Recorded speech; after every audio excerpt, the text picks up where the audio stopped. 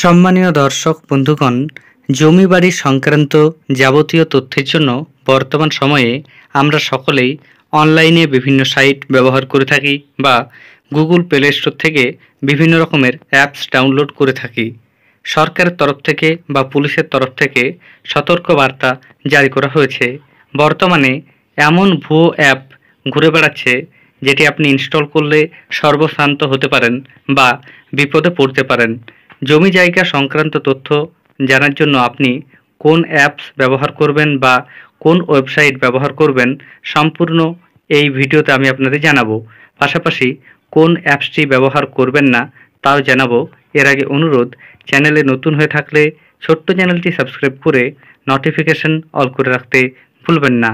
দেখুন এ বিষয়ে সরাসরি কি বলা হয়েছে। হাতে হাতে স্মার্টফোন, ইন্টারনেটের সৌজন্যে এখন গোটা বিশ্ব কার্যত হাতের মুঠোয়। মোবাইলে সেরফ কয়েকবার আঙুল ছুঁয়ে ঘরে বসেই সেরে নেওয়া যায় সরকারি বেসরকারি হাজারটা কাজ। সময়ের সঙ্গে তাল মিলিয়ে রাজ্যবাসীকে উন্নত ও আধুনিক প্রযুক্তির সব রকম সুবিধা পাইয়ে দিতে তৎপর রাজ্য সরকার। সেই সূত্রেই নাগরিকদের জমি সংক্রান্ত যাবতীয় তথ্য দিতে নির্দিষ্ট পোর্টাল এবং অ্যাপ চালু করেছে ভূমি দপ্তর। কিন্তু দেখা যাচ্ছে ওই সরকারি অ্যাপের আদলে তৈরি একটি নকল অ্যাপ জমি জায়গা সংক্রান্ত তথ্য দিচ্ছে। বিষয়টি নজরে আসার পরেই নকল অ্যাপ বন্ধ করতে ব্যবস্থা নিয়েছে ভূমি দপ্তর। বিধাননগর সাইবার ক্রাইম থানায় লিখিত অভিযোগও দায়ের হয়েছে। ওই নকল অ্যাপের ডাউনলোড হিস্ট্রি থেকে দেখা গিয়েছে ইতিমধ্যে 10 লক্ষেরও বেশি মানুষ ওই অ্যাপ নিজেদের ফোনে ডাউনলোড করে ফেলেছেন। রাজ্য সরকারের ভূমি দপ্তর ও পুলিশ সূত্রে জানা গিয়েছে বাংলার ভূমি নামে একটি সরকারি পোর্টাল রয়েছে। সেই সঙ্গে জমির তথ্য নামে সরকারের নিজস্ব একটি অ্যাপও রয়েছে। সেখান থেকে জমির খতিয়ান অনুসন্ধান, জমির ক্ষেত্রফল বের করা, প্লট ম্যাপিং, সম্পত্তির মূল্যায়ন, জমির মালিকানা ও জমির চরিত্র সংক্রান্ত যাবতীয় তথ্য পাওয়া যায়। দপ্তরের অভিযোগ, জমির তথ্য অ্যাপের বদলে ভূমির তথ্য নামে একটি নকল অ্যাপ বাজারে আনা হয়েছে। গুগল প্লে স্টোর থেকে যে কেউ তা ডাউনলোড করতে পারছেন। ওই অ্যাপ থেকে জমি সংক্রান্ত যে তথ্য পাওয়া যাচ্ছে তার সঙ্গে সরকারি অ্যাপের তথ্য অভিন্ন বলেই জানা যাচ্ছে। আগেও এই ধরনের নকল অ্যাপ সামনে এসেছে।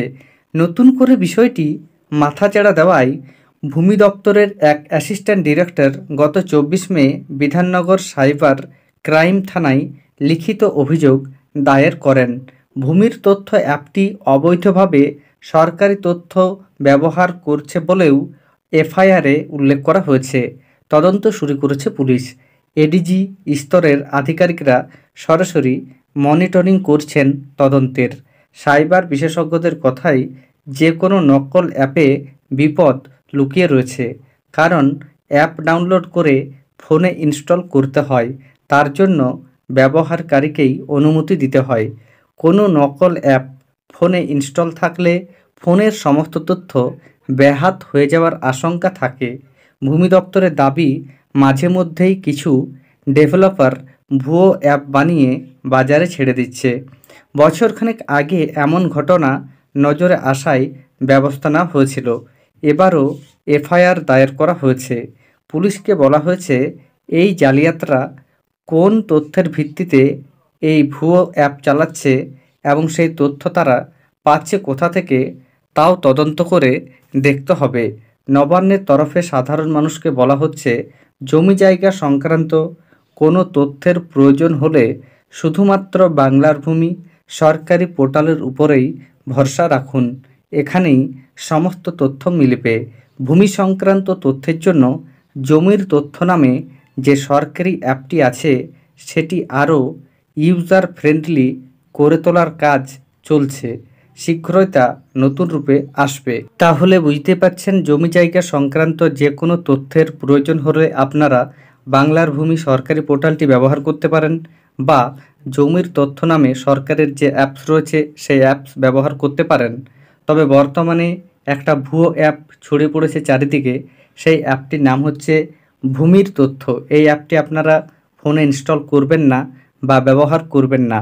এই অ্যাপসটি যদি আপনার ফোনে ইনস্টল থাকে তাহলে আপনার সমস্ত রকমের তথ্য চলে যাবে অপরাধীদের হাতে।